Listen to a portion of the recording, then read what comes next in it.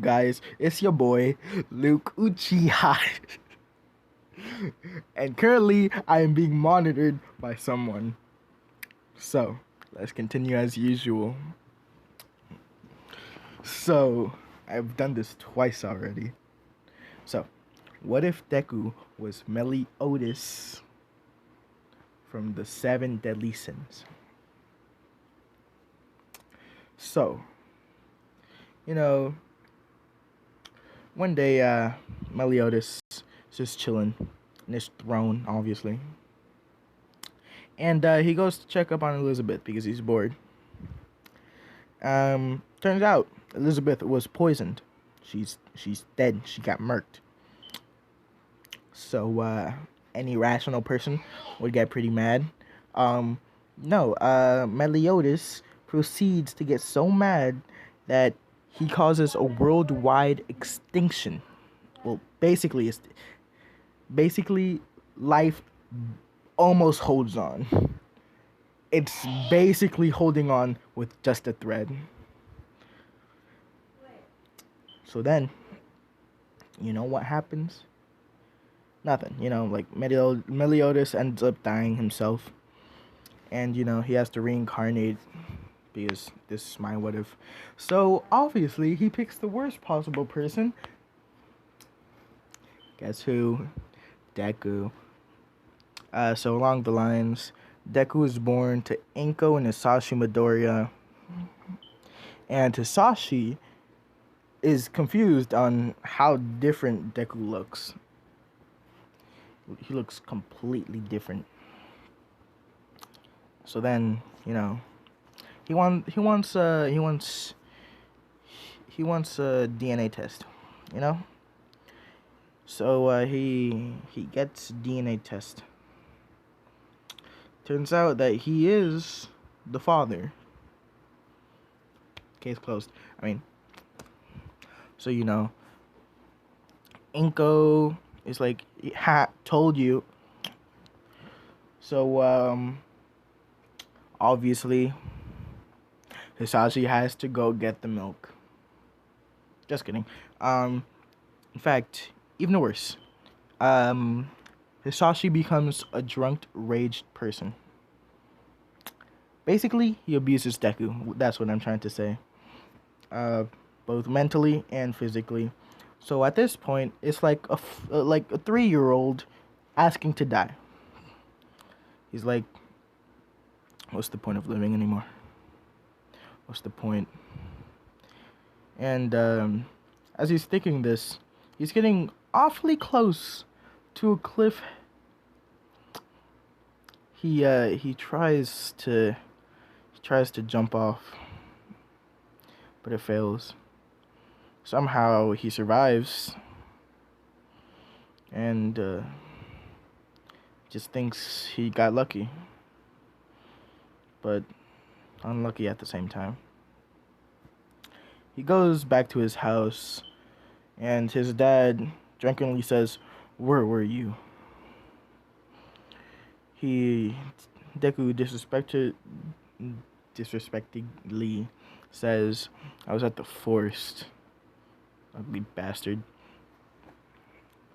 So Hisashi Midoriya proceeds to break his alcohol bottle and start stabbing Deku with it. But not to the point to kill him. No. Even Inko tried to stop him. But he threw Inko to the ground. Deku was holding on by just a thread. He dragged himself outside, but his wounds were all healing. So he was wondering if this was his quirk or an illusion of some sort. Either way, he wasn't grateful for this. He just wanted to die already. He went back inside, went to his room, locked the door, if he didn't lock the door, something terrible would happen to him at night, and he knew that. Inko Midoriya was just fine. She was just a little bit bruised up. But the next day, he wakes up, and since it's his 4th birthday, he's told to go to the quirk doctor and forced to go by his dad. So they go to the quirk doctor. The doctor says, "Sorry, ma'am, but this kid does not have a quirk because he has double joints in his pinky toe." Which means to Inko that he's a worthless piece of trash. She takes him to the car quietly, without looking at him, and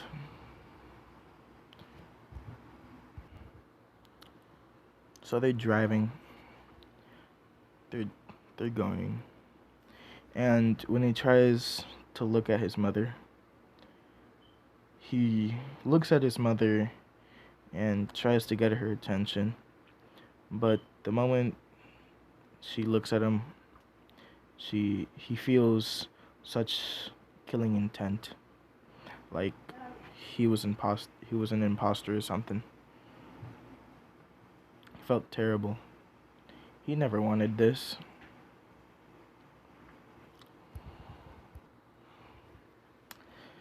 He never wanted this. But the moment they get to a cliff, the mom parked the car and said, "I need help with something. Can you help me with it?" In such a dead and monotone voice. Him, out of fear, gets out the car and gets pushed down the cliff. As we all know, he doesn't die, but he heals ever so slowly, and he's in a lot of pain. So much pain, in fact, that he is knocked out because of it. Once he wakes up, he sees a bunch of eagles circling around him, thinking, well, they must have thought I was dead.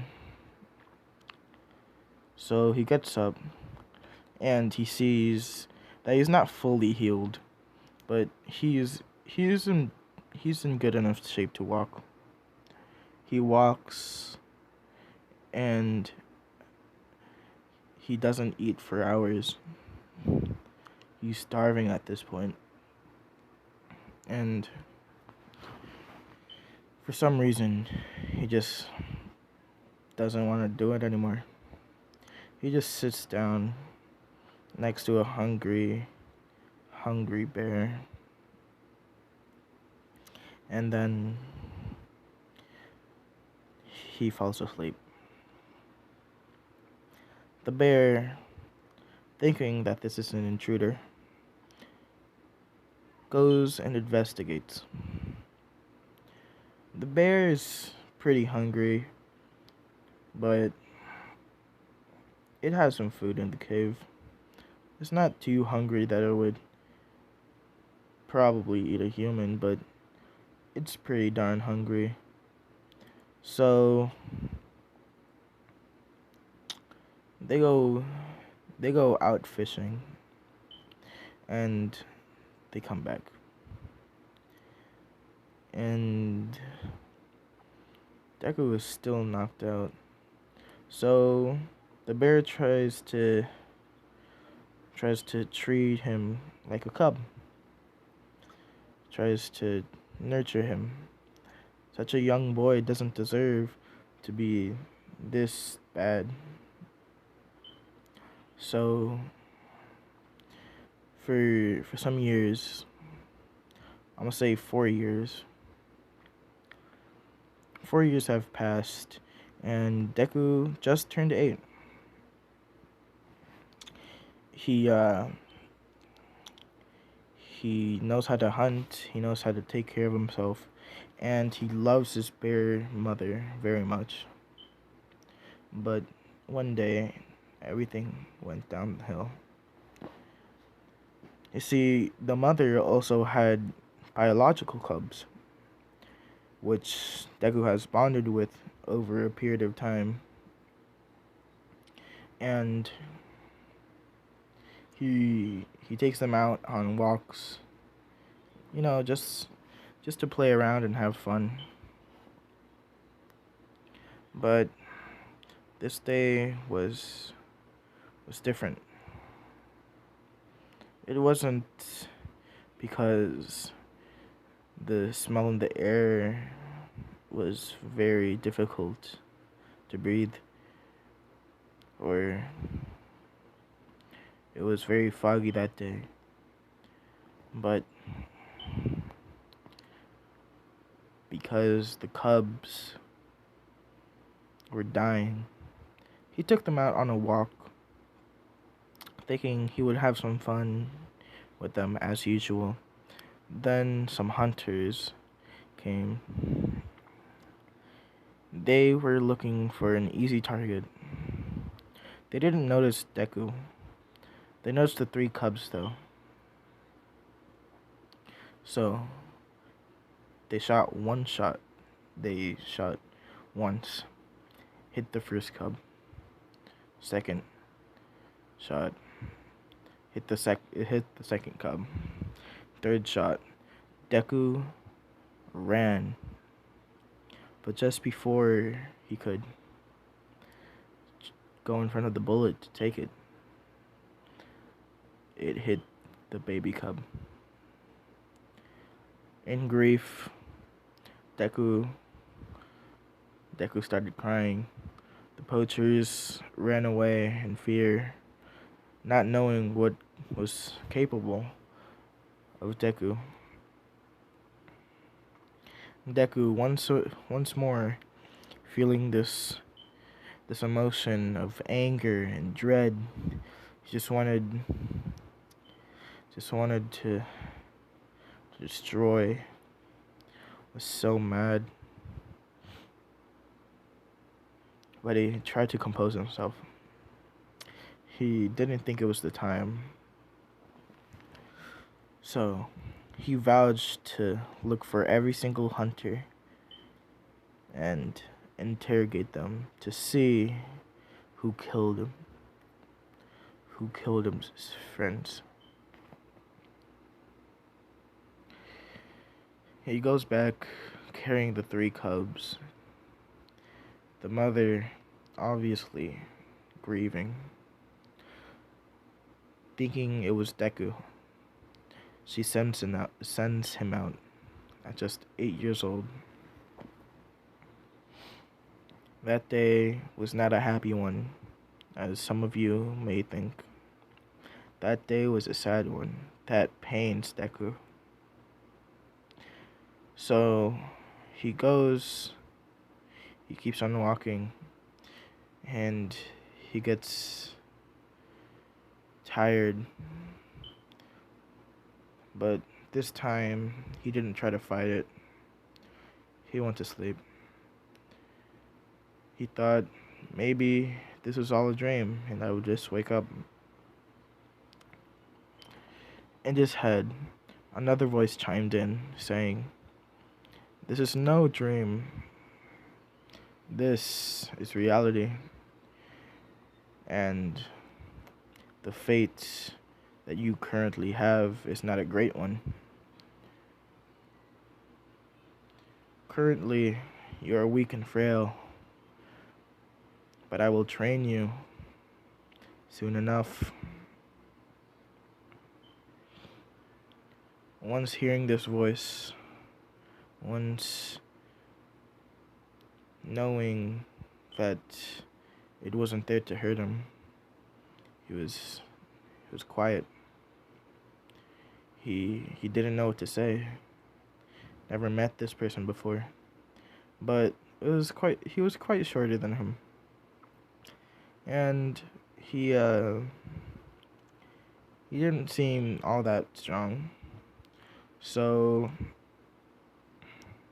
what they did was trained as hard as they could inside the mind. While training the mind, one's body also adapts. Deku's body becomes more lean, I guess, more muscular, and more flexible. Although he was just taking a nap in his head, he was having hours upon hours of training. Eventually, he managed to land a hit on Meliodas, and the many push-ups that he had to do were uncountable.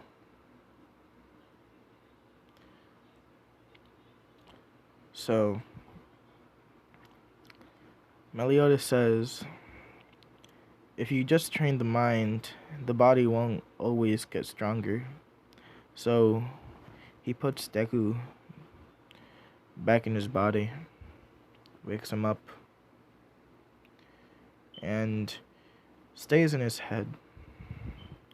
He starts coaching Deku on how to get stronger. Another 4 years passed. He is now 12 years old. Doing all of this training is really exhausting for him. But he endures it. He's a really strong person currently. And he is good with the sword. Not the best, but maybe a dagger would do better.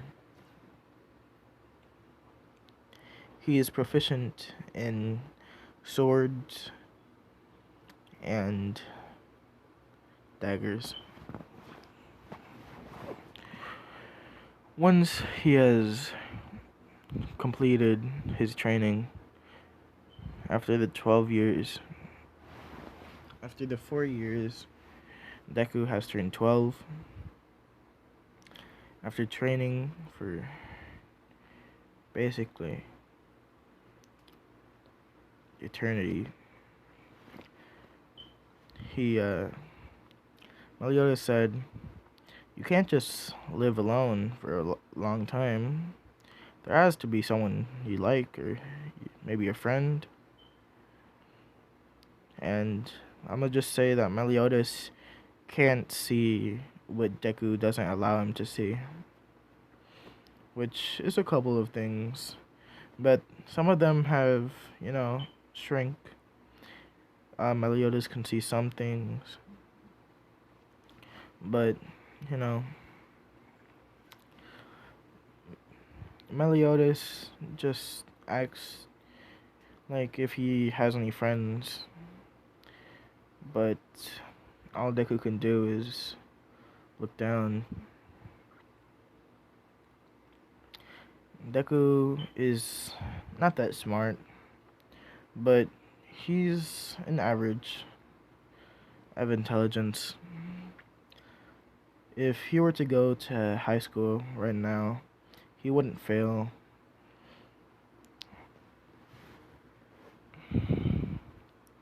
So one day he's just walking and he sees a fight. He forgot all about that quirks existed because they were never really necessary to live in the wild. And Meliodas gave him some of his powers at this time. So he thought maybe he could help. Maybe just a little bit. Make some friends along the way. He tries to butt in, but it's futile. So When he tries to jump in, he overshoots it a little and kind of misses the fight completely. But he tries to go in again and just gets in the way of the hero's punch, which hurt a lot, but due to his training, he just brushed it off. Which is really intense training. Like, really intense. So, Deku just says, screw it. And he gave up because he got punched square in the face. And that kind of hurts, you know? Hurts his pride. So he goes and he goes into a school because he wants to learn. He wants to be a smart person. He wants to be a kind person, and he wants to make friends. So the best place he can go is to a school. And this school, you know, isn't the best, but it's not the worst. It's where Bakugo goes. So he goes up to the principal and straight up says, I want to enroll in your school. So the principal was caught off guard by this, but asked him some things. Where do you live? Deku said the forest. Do you have any records? Or were you ever in any gang fights, violence? Or were you ever arrested? Deku says no. Do you have any papers for identification? Deku says no.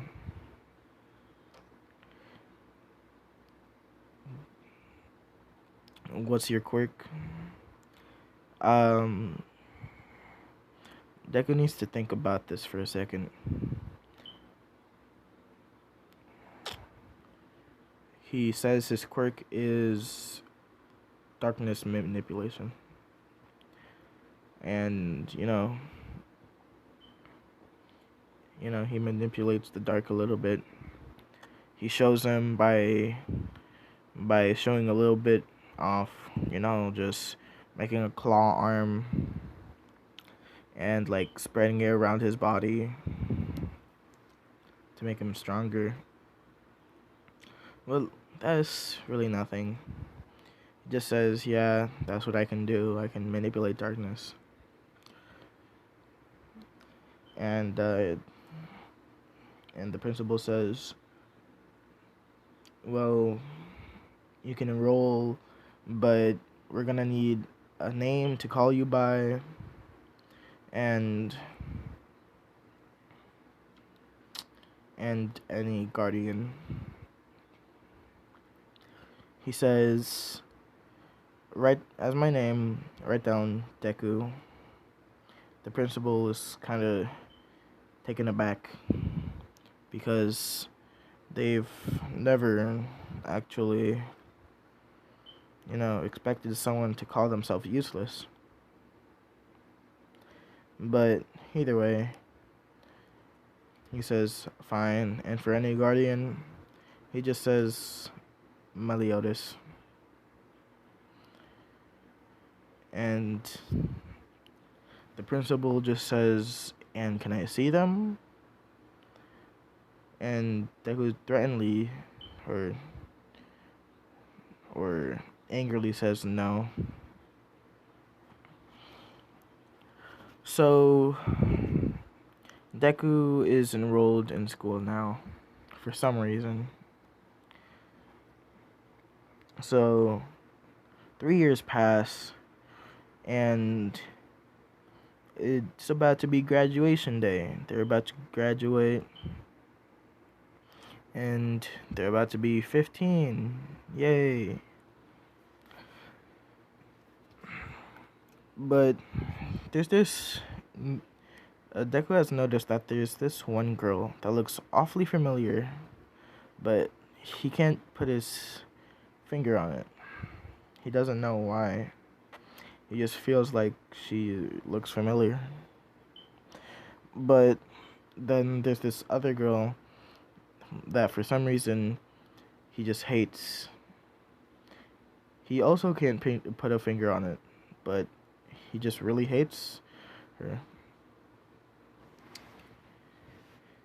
But throughout the whole school, the whole school years, he has never once spoken to anyone, which means that he never really made friends, at least in his class. Outside of school, he made friends with this one boy named Shinzo. Shinzo was a weird one, but they got along well, and they both liked each other's company. Shinzo was a good person, just a really greedy one. But other than that, they were pretty good friends. So eventually, he left school for the day, and Bakugo doesn't even try to mess with him. He just gives off the wrong feeling, the wrong aura. He goes to Shinzo, and Shinzo says, "Hey, where are you going after you're done with graduation?" Deku responds with, "I don't know. Where are you going?" Shinzo proceeds to say he's going to UA High. And Deku says, "Then I'm going too.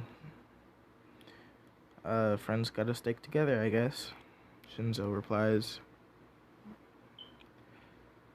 But the thing is that Deku didn't really want to go, but since Shinzo was going, he said, might as well. So then, once entrance day comes, he walks in through the door, and that will leave off this video, guys. Thank you for watching, or listening, I guess. And, I guess this is it. So, see you guys. Like, subscribe, ring the notification bell, and have a wonderful day or night, because it's night for me and I'm tired as hell. So, see ya.